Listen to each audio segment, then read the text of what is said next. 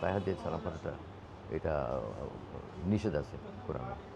ব্যাপার কি যে আমি গত ৩ দিন আগে আমার একটা শুটিং ছিল। তো ওখানে ইন্ডিয়া থেকেও বেশ কিছু মানুষজন আসছিলেন, বাংলাদেশ থেকেও আসছিলেন। ওনারা একটা প্রোডাক্টের উপর বিজ্ঞাপন করছিলেন। তো ওখানে এক ভদ্রমহিলা বারবার আমার দিকে তাকাচ্ছেন। কিছু একটা বলবেন। কিন্তু তার আগে ২-৩ দিন আমি এত বেশি ব্যস্ত ছিলাম যে আমি টায়ার্ড হয়ে গেছিলাম। তো ওখানে একটা আমাদের ওই আপনার ওই ইয়েতে গ্রিন রুমে একটু জায়গা ছিল, তো ওখানে একটু রেস্ট নিচ্ছিলাম।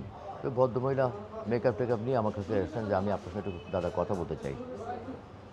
বলুন, আগে একটু পায়ে হাত দিয়ে সালাম করি আপনার। আমি না, এটা আমি পছন্দ করি না। পায়ে হাত দিয়ে সালাম করাটা এটা নিষেধ আছে কোরআনে। তো উনি বললেন কি যে, "আমি একজন আমার নাম মায়া ভট্টাচার্য।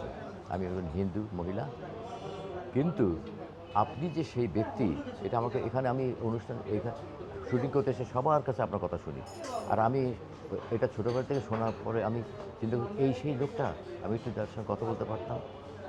উনি এত আবেগ আপ্লুত হয়ে গেছেন যে ওনাকে পরে আমাকে বললেন যে, "আপনি আমাকে তুই বা তুমি করে বলবেন, আমি যে এটা পারব না।" আমি হুট করে একজনের সাথে পরিচয় হওয়ার সময় তুমি করে আলাপ করা এটা আমি পছন্দ করি না। তো যাই হোক, না উনি উনি বলছেন কি যে আমি এটা শুনতে আমি মুখস্থ করে ফেলেছি এবং আমি নিজে মাঝে মাঝে আওড়াই। এটা আমি পড়ি। আমি ইসলাম ধর্মে অনেক কিছু মানি। আমার শুনে খুব ভালো লাগলো। আমি ভালোই তো। তা এরকম অনেকে আছে। আমি এখন রাস্তাঘাটে চললে ফিরলে এখন আমাকে অনেকেই বলে, "আপনি তো সেই লোক।" হ্যাঁ ভাই, এরকম হয় আরকি। এখন আ চেহারাটা মনে হয় ভাইরাল হয়ে গেছে আমার। এটা খুব খারাপ। আমার নিজের কাছে ভালো লাগে না। আমি এমনি প্রচার বিমুখ মানুষ ভাই।